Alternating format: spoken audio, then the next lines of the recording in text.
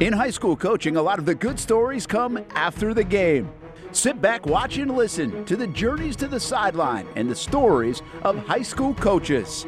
After the game, presented by Baker Sports and High School 912. Welcome to After the Game. I'm Josh Baker, along with my co-host, Coach Sully, Kevin Sullivan. Today we got a special guest, C4, Ciatrick Fason, local high school legend turned coach. Welcome, C4. Thank you for having me. Yeah, so obviously your playing career is well documented into the coaching career locally, but tell us a little bit about the early playing days. Like, when did you fall in love with football as a kid? I'll say when I was 6 years old. I had two cousins who also played in the NFL, Raheem and Khalid Abdullah. So I used to watch them play when I was younger, right on Jack's Beach Park Warner.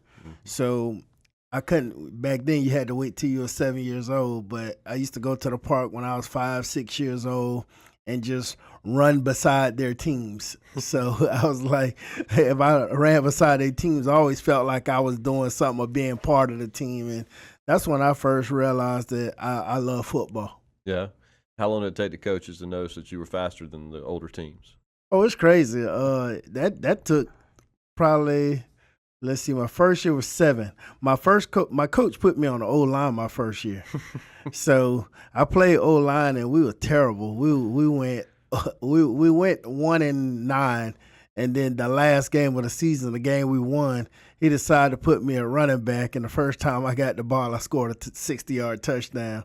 And then after that, I played running back ever since, and I played for that coach my entire Park Warner career. Oh, yeah? You want to give him a shout-out? Who was that coach? Coach Robbie Smith. Okay, all right. His nephew is Delaney Mills, who's my quarterback coach and who's one of my closest friends to this day. That's outstanding. Yes. So growing up Jack's Beach, right? Two cousins played in the NFL, but first they were Senators, right? Fletcher Senators. Yes. So I assume that was always the plan, right? You wanted to be a Senator. You wanted to wear the purple. It was always the plan. Coming out of middle school, Bowles was on me real hard.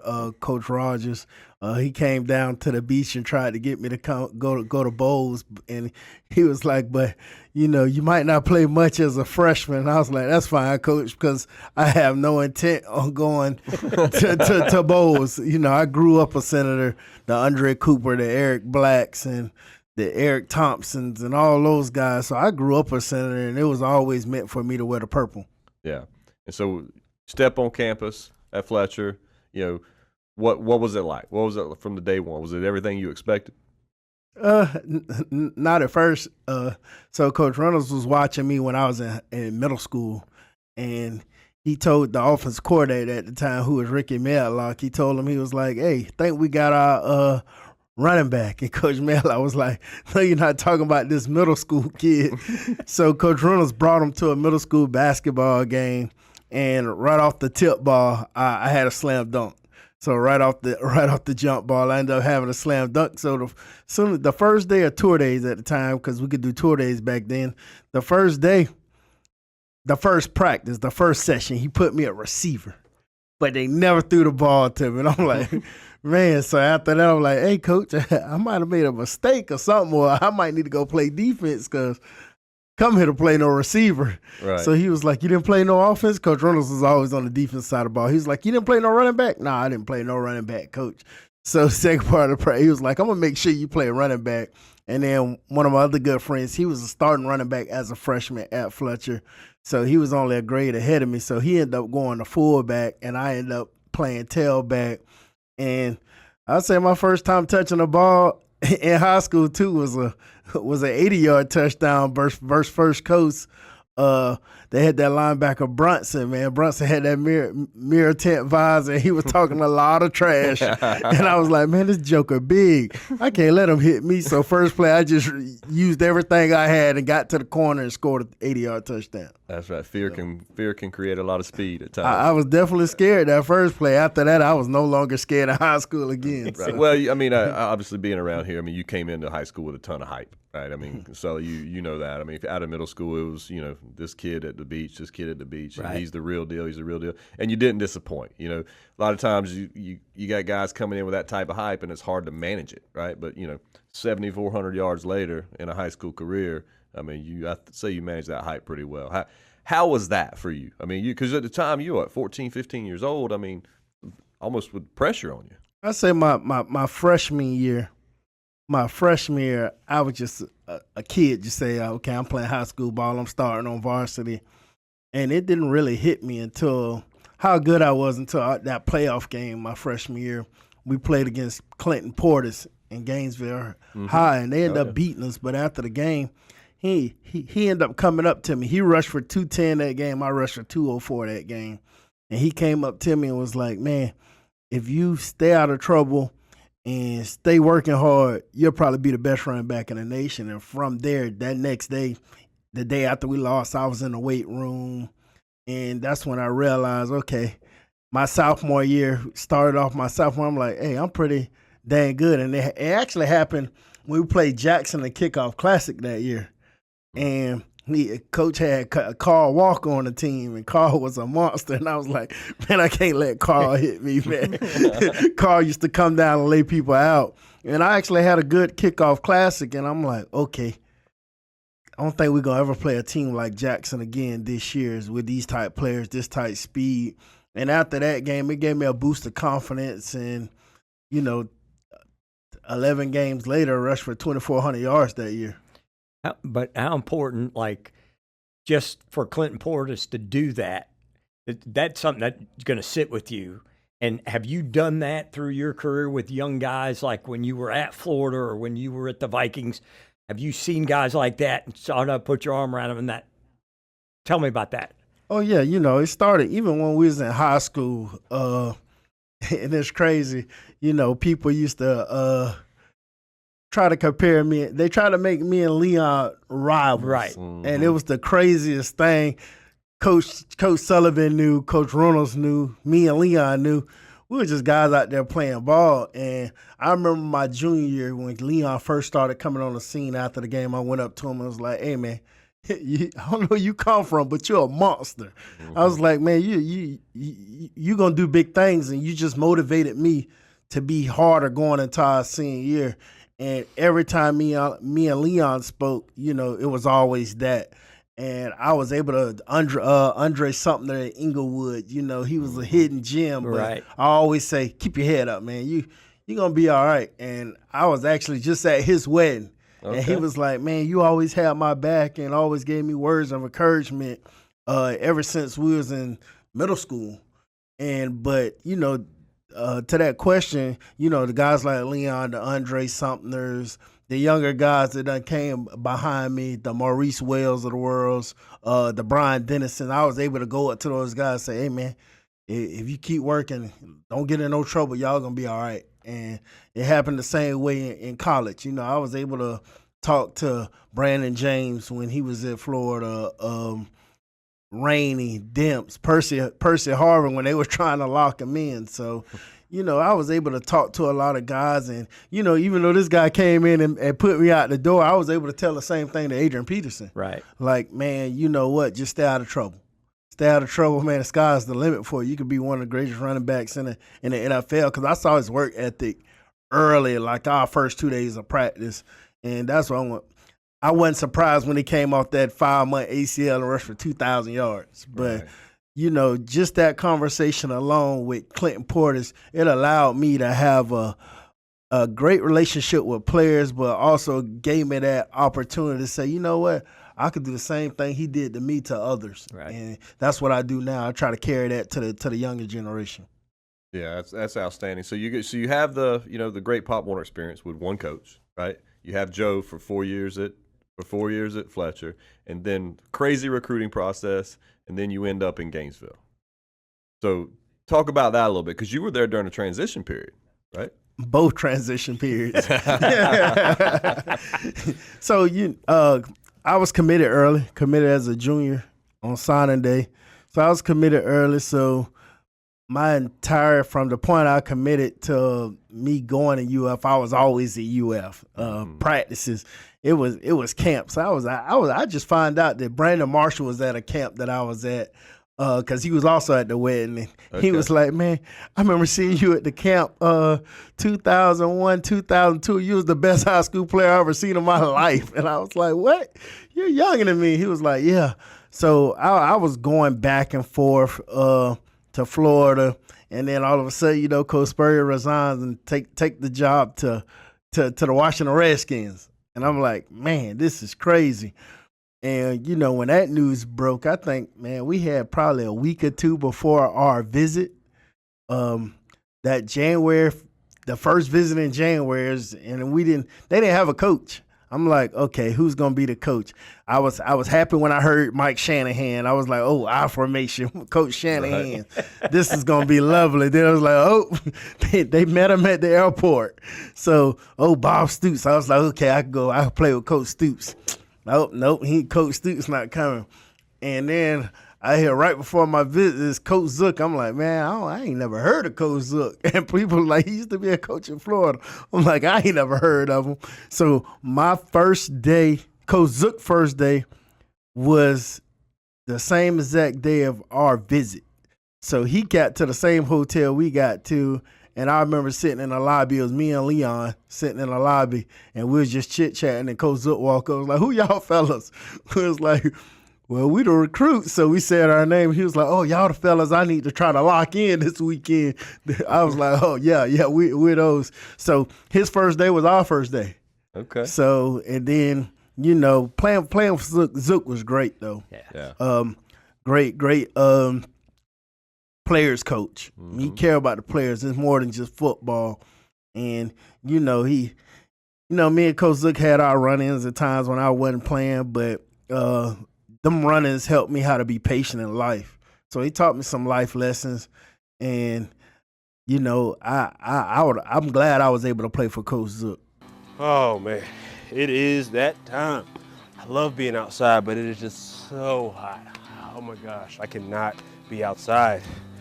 Well, it doesn't have to be. As a matter of fact, I've got the perfect solution for you to be able to stay outdoors and not look like this guy. GW Outdoor Solutions has the solution that will help you create areas of shade with their automated retractable awning. As the summer months inch closer, the high temperatures will be right there too. With GW Outdoor Solutions, go from scorching to cooling in no time with one simple push of a button. These innovative shade solutions not only provide protection from the sun and rain, but also add style and functionality to your home. Let GW Outdoor Solutions transform your backyard into paradise. Check out gwoutdoorliving.com for your free estimate.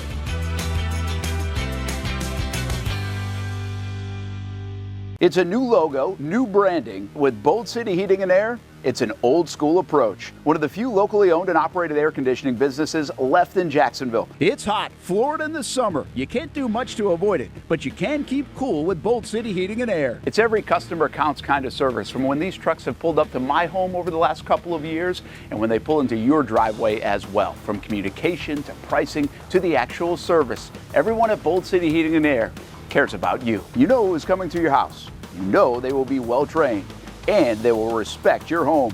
Air conditioning convenience at boldcityac.com. Stay cool while it gets hot. Bold City Heating and Air can help. Don't get caught sweating all summer. boldcityac.com, and they have financing to help. New systems starting at $110 a month and $50 off any repairs. Stay safe, stay comfortable with Bold City Heating and Air at boldcityac.com. Homegrown in your hometown. In high school coaching, a lot of the good stories come after the game. Sit back, watch, and listen to the journeys to the sideline and the stories of high school coaches. After the game, presented by Baker Sports and High School 912. And when Irvine came in, the first day he was there, he was flying back and forth to the bowl game because he was still at Utah. Right. And he'll fly back and forth. And one day after our practice at midnight, he called me, come to my office. I get to the office and Irvin say, you know what, man, you the biggest recruit right now. We're trying to get you to stay. I was like, all right. So I said, how many yards I'm going to have? Because, I just led the SEC in rushing. He was like, maybe between 600 and 800. I was like, Coach, I'm out of here. So, he was an upfront dude, though. Yeah. He was like, man, look, right now you're the biggest recruit. Once you come back to school, you're no longer the biggest recruit. I just need you to win games so my family could eat. So he was honest. Yeah. But it was kind of going from Coach Spurrier, knowing him for a year and a half, and then going to Zook, and then that Ermeyer thing, and I was like, some changes being made, and I didn't want to go through the last change. Yeah. So, but you had a heck of a career, right? Like you said, SEC, all SEC, led the league in rushing your junior year, and then on to the draft, right? So tons of unknown with the draft, combines going, pro day workout. I mean, what was that whole process like for you? It was pretty crazy. I signed with a big time agent coming out, Joel Siegel. At the time, he had Mike Vick, D'Angelo Hall, guys, Darren Sharper. He had all these crazy big names, and yet he come and get me. He ended up signing me and Channing, and he only signed 5 players a year. Yeah, Jason Campbell. He always said I only signed 5 players a year. But we had a high enough grade, and the good thing about the draft process with my grade was late first, the 4th round. So that was my grade, and I was okay with my grade. I just wanted an opportunity. Right. So, but I didn't know that right after the bowl game, he was going to be standing in the hallway and say, all right, you got 2 days, and you're packing your bags, and you're going to New Orleans to train. Right. So I'm like, oh, man, this is a fast turnaround. So I was in Atlanta for 2 days after the bowl game, and then flew straight to New Orleans. So flew from New Orleans and stayed there from January 2nd till it was time for the combine. Went back and trained for a little bit, and then came back a week before pro day to Jacksonville. So the process was intense. You be excited for it as you're growing up, but you don't know how intense it is.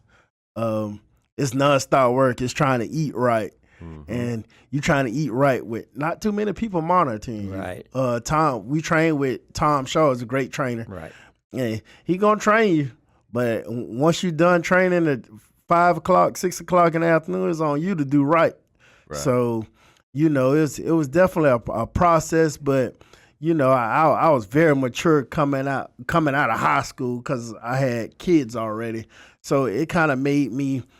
It wasn't hard for me to adjust just because I was always, okay, I know I can't drink. I know I got to eat right because it's not just about Ciatrick, it's about my kids. Right. So that it was definitely, it was fun and hard at the same time. Right. But I'd rather have a lot of fun because it was like 90 of us with Tom Shaw, guys like Justin Miller. I want to say we probably had 13 All-Americans at that training location. Right. So it was very exciting. And I want to say like 60 of us that was there training all got drafted.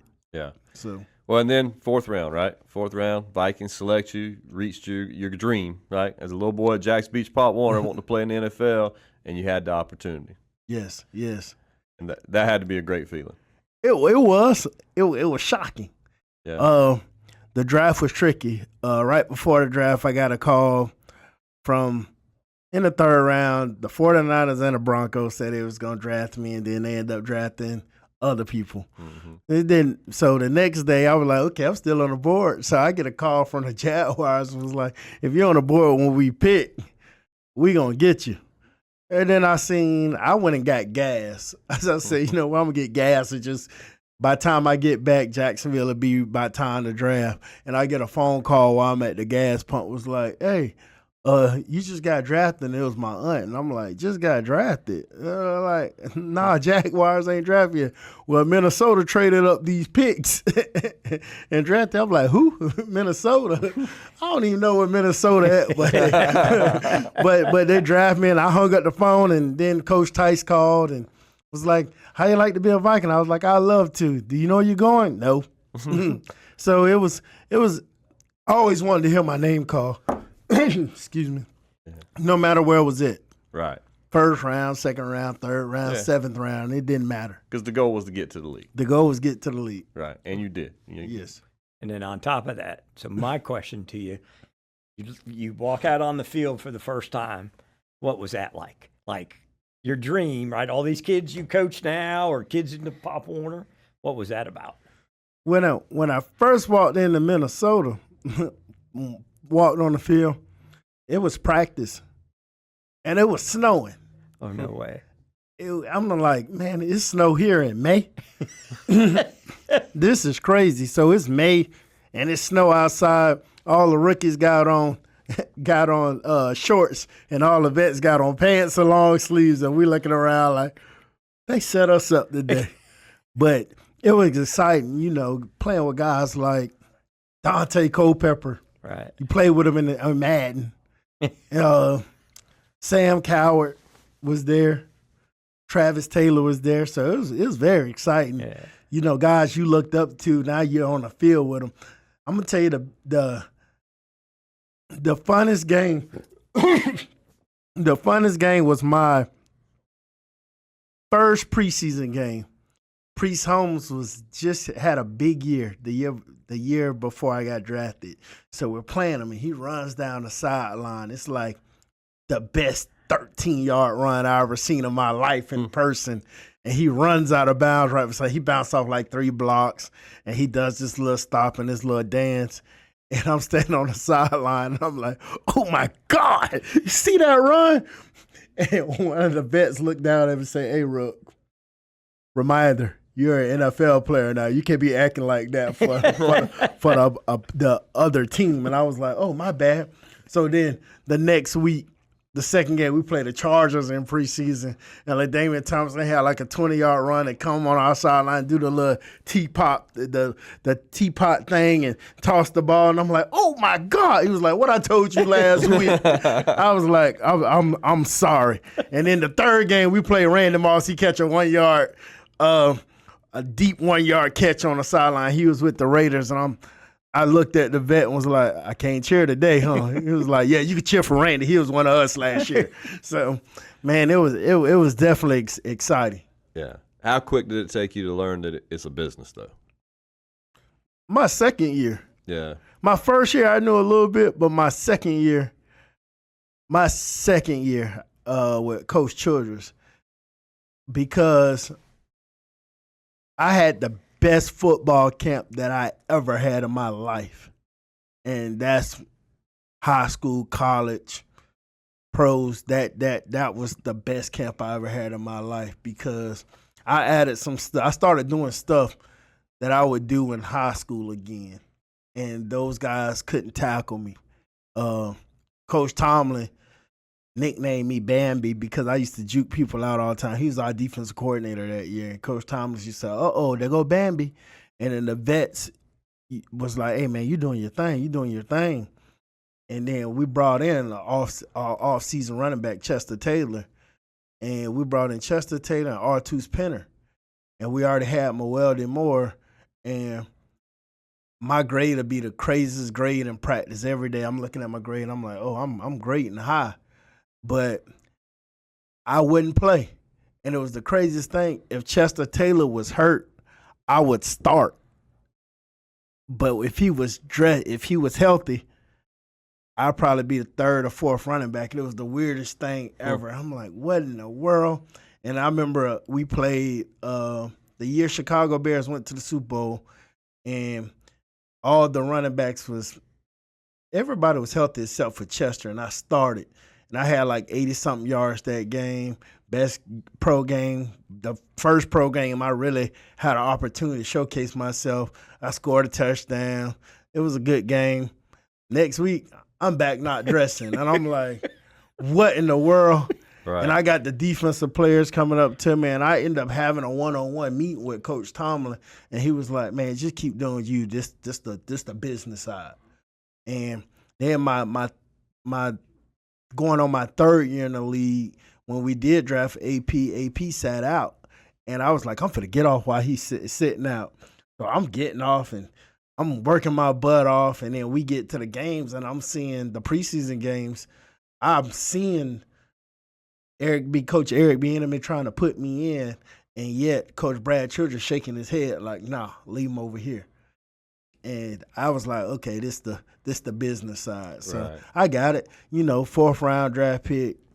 You got a steep you got a hill to climb. And if you're a 1st round draft pick or you're a free agent who got paid, those guys gonna play. You get extra opportunities. Yeah, they're gonna get extra opportunities. So Right. I understood it. Well, the good news is that started the next phase, right? So before we get started on Coach Fason, we're gonna take a time out here. More with Coach Fason when we come back on After the Game. It's hard to put a price on comfort, especially when you use that comfort on a daily basis. But if we're going to put a price on it, how does the lowest price guaranteed sound? Furniture Source is going to have the biggest brands, whether it's Ashley, Casper, or Tempur-Pedic, and once again, it's going to be the guaranteed lowest price in Jacksonville. Right now, my friends at Furniture Source are going to give you the ultimate hookup because all month long, they're making their inventory wholesale price. Check out their markdowns up to 50% off. And remember, since it's Furniture Source, you're getting the guaranteed lowest prices in Florida or your money back. Don't have the cash on you right now? It's no worry. Shop endless options to suit your style and budget and enjoy 36 months off with no interest financing. Why use your money when you can use theirs? Whether it's beds, couches, tables, or chairs, Furniture Source is going to have exactly what you're looking for. Shop the lowest prices in Jacksonville guaranteed. Find the location nearest you at FurnitureSourceJacks.com. Burgers or breakfast, you can get it all at Whataburger. Try something new on the menu or an all-time favorite like the Whataburger Patty Melt. And now you can have breakfast here at Whataburger 12 hours a day, 11 p.m. until 11 a.m. Menu items like the bacon taquito, sausage taquito, honey butter chicken biscuit. Whether you work the late night shift, just want a snack early in the morning to get your day started, or a little pick-me-up late in the morning, 12 hours a day, breakfast served, 11 p.m. until 11 a.m. A dozen locations in Jacksonville. You can order pickup or delivery and download the Whataburger app. New rewards members get free Whataburger items when placing their first online order. Just download the app. And for us coffee drinkers, Whataburger has all new hot coffee and iced coffee too. Satisfy that coffee craving at Whataburger 24/7, and it comes in a variety of flavors. Burgers, breakfast, coffee, and so much more. Whataburger, just like you like it.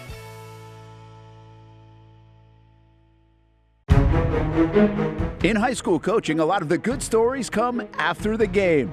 Sit back, watch, and listen to the journeys to the sideline and the stories of high school coaches. After the Game, presented by Baker Sports and High School 912. All right, so playing days are over. Now we're into the next phase. How quick after that were you ready to get back on the field, but on the sideline this time?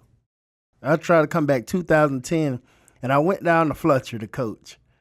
And while coaching, I was like, I don't think I'm ready for it. I coached the running backs. I go out for two practice days a week, and I was like, it's still in me. So I was still training and stuff on my own, and I wasn't ready Right. for it. And so years go by, I'm not coaching, and then my son was playing football, and I'm like, man, we brought him to this park. They not even teaching football. And he played the whole season, and I was like, no knock on the park, but I was like, I'm going to start my own. Yeah, I can do better. I can do better. I'm going to do it the right way. So once we started Star Ready Athletic Association, me and my wife started it up, and we had 250 kids within a 2-month span signed up, ready to play football. And I started doing like training camps. So we'll do like Saturday training camps. And it was like crazy intense. And that's when I was like, okay, I like this coaching thing. Right. Everybody came. We was interviewing coaches. We was acting like we was the NFL. We have an interview with coaches before we hire coaches. It was head coach and assistant coaches. And that was the start for me. My first year, our 12U team was dang good. Like the kid Andrew Farmer that plays for the Los Angeles Angeles, he played for me. Okay. So he played for me. I sent a couple of receivers that went off the big time schools played for me, and that's when I was like, they latched on to me, and I was like, I got a niche for this coaching thing, but a bigger niche for this mentoring thing. Right.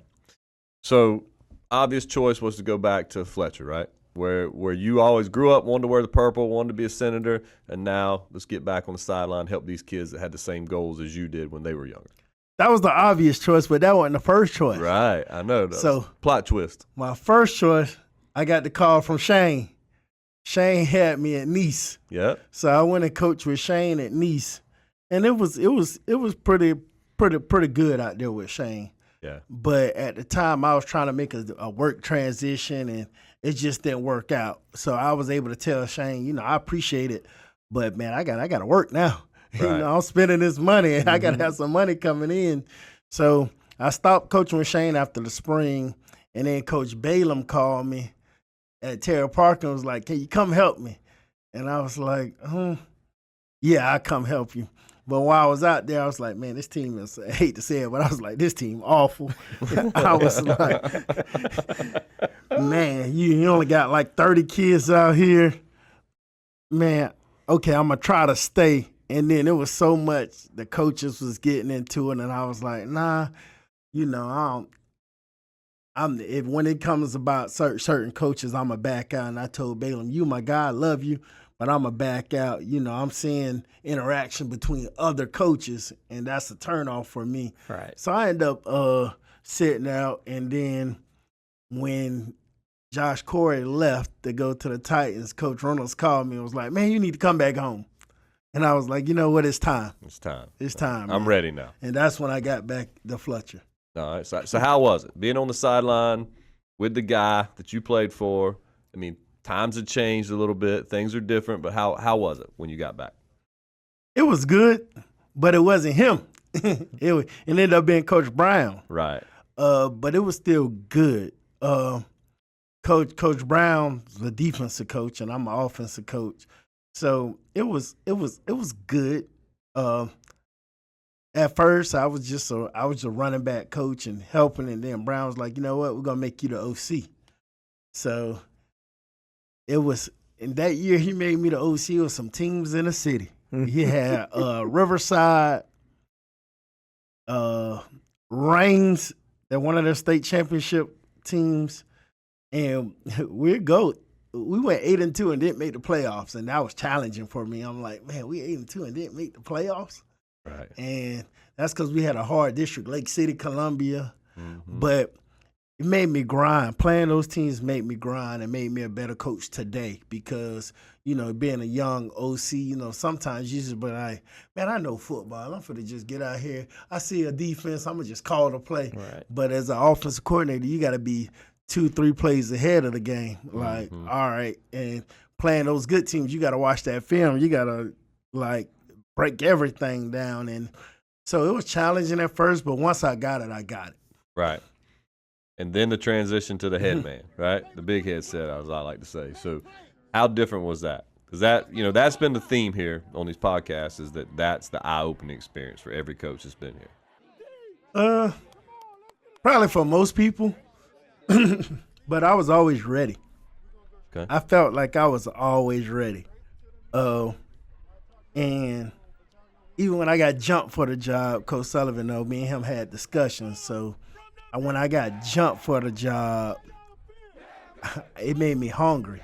Shoot, I was at the point I interviewed for Jackson's job, I interviewed for the Reebok job, I interviewed for the Range job, and Coach Marty was like, man, come on over here. You're going to be back in Fletcher real soon. I was like, hey, man, all right, Coach, I'm coming. But it made me hungry. So when I jumped into that position, I was already in prove it mode. Right. Because I'm my hardest critic. Always been my hardest critic. Yeah, I feel like the only person I can let down is Ciatrick. I don't care about the fans booing me. I got booed in the swamp. It don't get no worse than that. So I always been my biggest critic. So it was always never let Ciatrick down. So when I took over Fletcher job, we started off 0-3. But I got the job so late that we had players out of position. And I'm like, oh no. So when we started off 0-3, I was like, I know what to do. I'm going to go with all all sophomores. Majority of my team was sophomores, and that's the class that just graduated this year. And I was like, once we figured it out, I changed quarterbacks, got a running back, and we ended up reeling off like 7 in a row. So, and that was just because I'm motivated. Right. Like, I had Coach Ronald, how many district championships you won in a row? He'd say 2. Okay, I'm going to win 2 too. Mm-hmm. Like, we almost did it for a 3rd time this past season, but, so when I jumped in the coach's world, I was prepared. And I think my preparedness came from being around certain coaches, Coach Sullivan, Coach Reynolds, Coach Marty Lee, and Coach Brown. Because people didn't know wherever Coach Reynolds was at when I was in high school, I was at. Right. And he always be with Coach Sullivan and Coach Marty Lee. So if they was going to a meeting, I was there. So right. I already knew what to expect as a high school head coach. And, it's 3 coaches in high school that I always give great gratitude to, and that's Coach Reynolds, Coach Sullivan, Coach Marty Lee, because ever since I was in high school, they always talked to me, and even about football, about life. And then when it was time for me before I even made the transition, they was already helping me make the transition to be a head coach. Right. As soon as I came back and coached. So you took advantage of not only the coaches you played for, but all the coaches that you were around. Yes. New to town or always been in town, everyone is always looking for a good pizza place. Our place is Donato's Pizza. We love it and still do love it. When I tell my family I'm coming to Donato's, they say, wait a minute, you got to order some for us. So this is not all for me. Let me tell you what the Martinos get when we put an order in. Well, pepperoni pizza, we usually get more than one of these. And then here's the works, a little bit of everything. And then this is the pizza that can be polarizing for some out there. I don't know why. Hawaiian pizza, some love it, some don't. At Donato's, you're going to love it, especially with that cinnamon sprinkled on top. Try the pizza my family likes or try your favorite. Right now, you can use the code Brent20 and get 20% off your order. Every viewer and listener is important to us, and at Donato's Pizza, every piece is important. From fresh ingredients to the dedicated team members and you, the valued customer. Donato's Pizza, where every piece comes together for a winning combination. Jack's Beach and Mandarin locations, Donato's Pizza, every piece is important. What started out as better people, better projects just keeps getting, well, better. That's Better Exterior Solutions, ready to help you create a better outdoor experience. Check this out. Motorized pergolas are the latest in technology to transform your outdoor space. Beautiful day? Let the sun shine through. Summer rainstorm? These pergola systems close automatically to keep the weather out. From residential to commercial uses, Better Exterior Solutions has products customized to meet virtually any existing architectural structure. With retractable awnings, screens, and hurricane shutters too, if you want unparalleled quality and expertise, you need Better Exterior Solutions. Get a free estimate by visiting betterexteriors.com or calling 904-902-4999. Better Exterior Solutions. Experience better. In high school coaching, a lot of the good stories come after the game. Sit back, watch, and listen to the journeys to the sideline and the stories of high school coaches. After the game, presented by Baker Sports and High School 912. Sully's sitting here right beside you. What was the thing that you took from him most? What did you admire playing against him and watching him coach that he did that you tried to? I saw with Coach Sullivan, I'm a football junkie. So I remember what Jackson was before Coach Sullivan took it over. Right. So when he took it over, it was like, oh, okay. So he taught you, you know what, you could build this thing. It's about how you build it. And watching Coach Sullivan and Coach Reynolds, they both taught me to love on your players. Right. When you love on your players, they're going to run through a wall for you. And I see nobody, not too many people know. People know these days. My mama stayed on Tallulah right next to Jackson. So I've been watching Coach Sullivan for years. So I see, like, if you talk to a Coach Sullivan player, they're going to tell you how much love they have for him. And even when we was in high school, when you saw Coach Sullivan, you saw his players, you saw the love he had for them. And that taught me, okay, if I love on my players, no matter how good or bad they are, nobody gonna ever know the bad because they're gonna run through it all for you. They could be the worst guys ever, but as long as you love on them, they're gonna give you that all, and the scoreboard gonna always show. People like, oh, good down there. No, it's just they love you that much, right. and they want to help you succeed too. Right. So, and that's what I learned from Coach Sullivan and Coach Reynolds, and mainly Coach Sullivan because, like I said, I knew what Jackson was before he took it over. Right. The funny thing, though, so we played every year. He was in school. And so the last time, it was game 10, Leon's last year, your last year. And so we're in the warm-ups and everything, you know, and it's big hype. It's packed already early on that night. And so I walk out to the middle of the field, and they're in warm-ups. I walk right in the middle of warm-up and hug him. Yep. And I'm like, all right, man, we're done after this. I ain't got to play you no more. It was funny. People look like, and they're like, what do you mean, man? That's respect. That dude, we battled for 4 years. It's our 4th year. He's leaving. I appreciate him as a person, as a player. Hugged him. He hugged me. I said, good luck. I'll see you afterwards. And we went on, tried to kill each other. Yep, that's true. And then we hugged at the end. And that game to this day is still probably the biggest game with the college scouts there. Yeah, that was a big one. And I haven't seen a game that crazy since. Yeah, they were packed. That game was crazy. And I remember it. And the funny thing, they tell a story about Danny Bell. And they was like, right after the game, Coach Sullivan, they in the gym, and Coach Sullivan said, man, you doing all that talking, Danny? Watch this. Don't let me call Ciatrick on you. Because I ended up running Danny over. Like, boom, I'm like, oh, come on, Danny. And I'm like, on the film. But it was a good high school game. It was what it was supposed to be. Like, two of the best teams. We were both the two best teams. And we were fortunate to win. And go finish unbeaten that year. Yep. But it was just and I'm like, this is what it's about, man. The best team. Nobody's ducking. They not ducking us. We're not ducking them. We could have not played. We knew we were both going to be good that year. But, man, that's what it's supposed to be about. The good teams should play the good teams. Absolutely. Yeah. All right, Ciatrick. So, NIL, right? It's all over the news. It's coming to, in I don't even know how many states it is now. I think it's around 40 some states. And it's coming to Florida, eventually, whether it's in 2 weeks or 2 years, it's going to be here. What's your thoughts on NIL and what it will do to the high school game? I don't think it's going to hurt the high school game too much. I think certain teams could benefit from it. Like for your booster club or whoever got some money, they could take advantage of it. Mm-hmm. I think Fletcher could take advantage of it. I think some of the inner city schools can't take advantage of it. Right. But Fletcher, we got all these people that own this and own that and all about the beach community. If they could go to tell a kid they're going to give him this for him to come to Fletcher, I think he's going to try to go to Fletcher. Right. So he could hurt it in that way. Yeah. You could pull from Fletcher, the Manders, the Atlantic Coast. They could pretty much get who they want.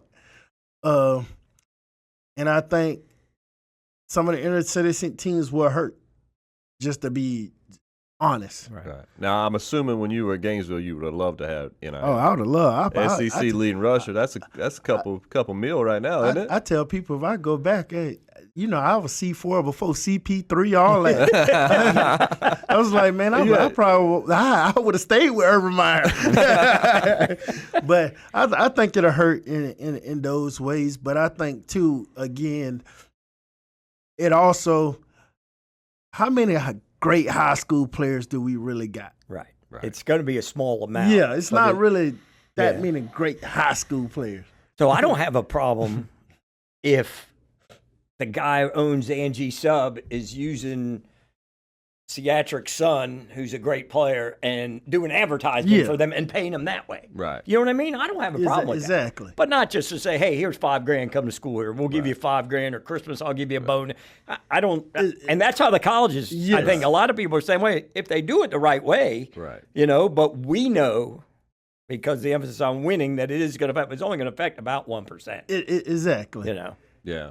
And that's my thing. I don't think we have that many great players. Like, you going off these stars. They give stars these days. Right. Like, you had to earn stars back then. But it's a beauty contest. What you look like, not what have you done. How many players really that you could say he an elite player? Right. Like somebody asked me the other day, who's top running back in Jacksonville? I said, I really don't know. We ain't got one. That's the first time in a long time we don't have one.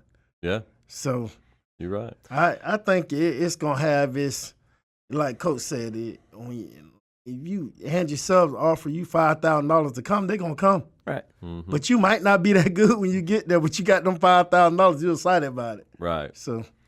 Well, man, look, we could sit here and talk football with you all day, and we appreciate you coming. But before we let you go, we like to close each show with ask the coach if you could give, if Ciatrick right now, Coach Fason could give rookie coach Fason any one piece of advice, what would you give yourself looking back?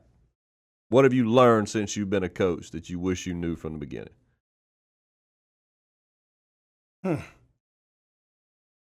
Block out the parent noise. Yeah. Block out the parent noise. Focus on the kids. Focus on the game. Focus on the kids and the game, because at the end of the day, parents going to talk. No matter how good or bad you're doing, the parents going to talk. And the old Ciatrick, the rookie coach Ciatrick, going to respond to the parent. But the Ciatrick now, I'm not even entertaining the parent. Right. So. Absolutely. Awesome, man. Well, hey, we thank you so much for joining us. Huge fans, love what you're doing down at the beach, and appreciate everything you do for this community. Thank you, sir. Y'all. Thank y'all for having me.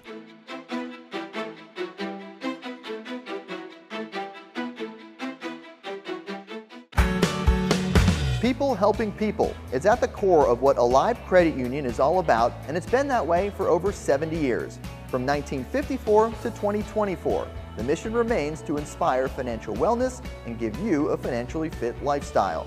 Alive Credit Union and its employees are committed to not only serving their valued members, but also our community here in Northeast Florida. That commitment includes a partnership with the Action Sports Jax 24/7 team as the presenting sponsor of all Armada men's and women's broadcasts this summer. Action Sports Jax and Alive Credit Union, a partnership that just makes sense when it comes to covering Northeast Florida.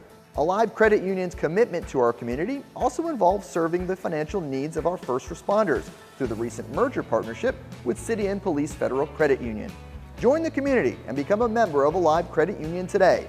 Find out the many ways you can be inspired in financial wellness at alivecu.coop. I've been telling you about CGC Water Treatment and Plumbing for a long time now. Their drinking water systems remove up to 99% of contaminants. We've had a Connecticut water softener and drinking water system in our home for more than 7 years. You can see the difference whether you're washing clothes, the dishes, or what I like to do most, fill this up for some coffee every morning, and mostly all day. Remember, if you're not filtering your water, you are the filter. Don't be the filter. Right now, you can save $1,000 or more when you bundle the Connecticut Premier Softener with a Connecticut K5 drinking water system. The experts at CGC Water Treatment and Plumbing will test your water for free and determine your water score. Don't know your water score? CGC will find out and recommend the appropriate Connecticut water treatment solutions so you can improve it. Call 904-552-1242 or visit cgcwater.com. Financing options available with approved credit. CGC Water Treatment and Plumbing, an authorized independent Connecticut dealer. Florida license number CFC 1432579.